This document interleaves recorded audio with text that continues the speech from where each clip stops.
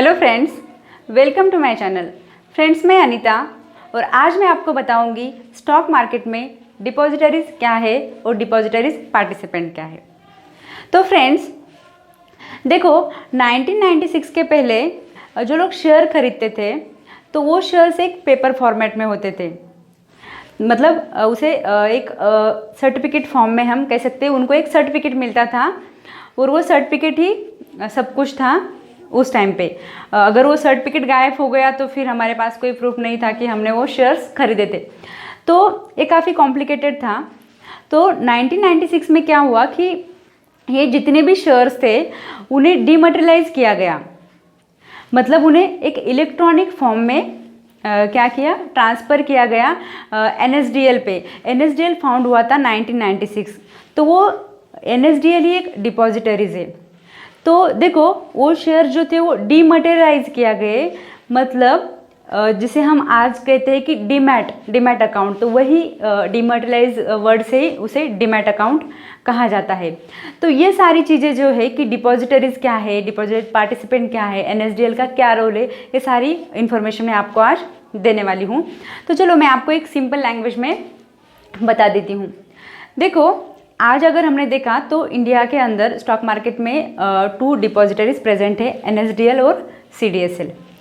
तो NSDL और CDSL पे क्या होता है, देखो जब भी हम कोई अकाउंट ओपन करते हैं, ठीक है, डीमैट अकाउंट, तो डीमैट अकाउंट जो होता है वो होता है डिपॉजिटरीज पार्टिसिपेट पे। मतलब कि डिपॉजिटरीज है NSDL और CDSL और उनके अंदर में होता है डिपॉजिटरीज पार्टिसिपेट। तो डिपॉजिटरीज पार्टिसिपेट को हम एक एजेंट कह सकते हैं NSDL और CDSL के, ठीक है। तो वही डिपॉजिटरीज पार्टिसिपेट होते हैं जिसे हम कहते हैं कि हमारा डीमैट अकाउंट वहाँ पे है। जैसे कि एंजल ब्रोकिंग है, मैंने आपको एक एग्जांपल के लिए बताया है। तो ऐसे काफ़ी सारे ब्रोकर्स हैं जो डिपॉजिटरीज पार्टिसिपेट का काम करते हैं। कुछ बैंक्स भी है कि वो डिपॉजिटरीज पार्टिसिपेट का काम करते हैं। और ऐसा ज़रूरी नहीं है कि हर एक ब्रोकर डिपॉजिटरी पार्टिसिपेट हो, क्योंकि डिपॉजिटरी पार्टिसिपेट होने के लिए डीमैट अकाउंट होना चाहिए उनका। और सभी ब्रोकर खुद का डीमैट अकाउंट प्रोवाइड नहीं करते। और कुछ ब्रोकर जो है वो करते हैं प्रोवाइड, और कुछ जो है वो क्या करते हैं कि उनका ट्रेडिंग अकाउंट होता है और डीमैट अकाउंट के लिए वो किसी और कंपनी के साथ टाई अप करते हैं। तो देखो, मैं इसकी एक प्रोसेस आपको बता देती हूँ। जैसे कि हमने डीमैट अकाउंट ओपन कर दिया है, ठीक है, और डीमैट अकाउंट में हमें सभी शेयर्स दिखते हैं कि हमारे जो शेयर्स है वो कहाँ पे, डीमैट अकाउंट पे है।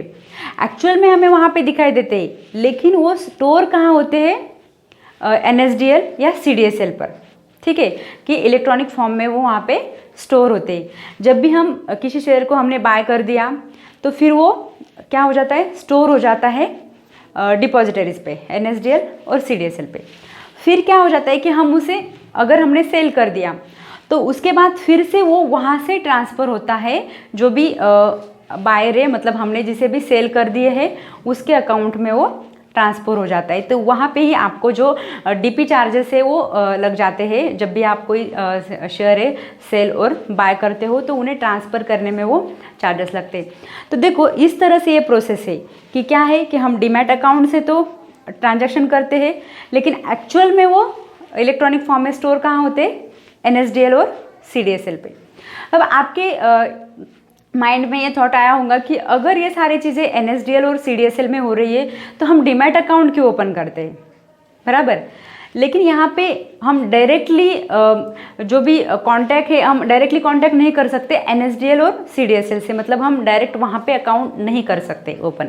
हमें क्या करना पड़ता है, यही रूट से जाना पड़ता है कि हम एक डीमैट अकाउंट ओपन करेंगे, वहाँ से हम ट्रांजैक्शन करेंगे, फिर वहाँ से वो शेयर जो है वो NSDL और CDSL पे स्टोर हो जाएंगे, ठीक है। तो ये प्रोसेस इसी तरह से होती है। ऐसा नहीं कि हम डायरेक्टली NSDL पर ही या CDSL पर ही अकाउंट ओपन करें, ऐसा नहीं होता है। हमें इसी प्रोसेस से जाना पड़ता है।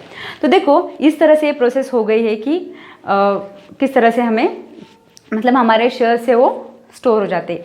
अब देखो जब भी कोई ब्रोकर है या कोई मतलब हमने अकाउंट ओपन कर दिया है और वो वहाँ से हमारे शेयर्स गायब हो गए या फिर कुछ प्रॉब्लम हो गया, ऐसा दिमाग में आ रहा है, तो उसकी हमें टेंशन लेने की ज़रूरत नहीं है, क्योंकि हमारे जो शेयर्स होते एक्चुअल में डीमैट पे स्टोर नहीं होते। वो कहाँ पर होते? डिपॉजिटरीज पे होते, NSDL और CDSL पे। ठीक है, तो देखो यहाँ पे मैंने आपको बता दिया है कि 2 डिपॉजिटरीज है, NSDL और CDSL। NSDL यानी कि नेशनल सिक्योरिटी लिमिटेड, जो फाउंड हुआ था 1996 में, और CDSL जो है सेंट्रल डिपॉजिटरी सर्विस लिमिटेड, वो फाउंड हुआ था 1999 में। ठीक है, वैसे CDSL लिस्टेड भी है स्टॉक मार्केट में, NSE के ऊपर लिस्ट हुआ था CDSL 2017 में, तो हम उसमें भी ट्रेड कर सकते हैं, CDSL भी हम बाय कर सकते हैं।